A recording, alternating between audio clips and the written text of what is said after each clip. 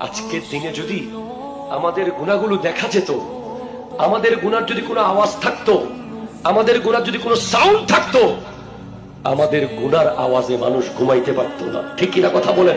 আমাদের গুনাহ দেখা গেলে আমাদেরকে কেউ নিজের বিবি পর্যন্ত রান্না করে খাওয়াতো না। আল্লাহ আমাদের গুনাহগুলো ঢেকে রেখেছেন রহমতের চাদর দিয়ে। উসওয়ায়ে হাসানার আরেকটি বৈশিষ্ট্য হলো অন্যের গুণ প্রচার করা, দোষ ঢেকে রাখা।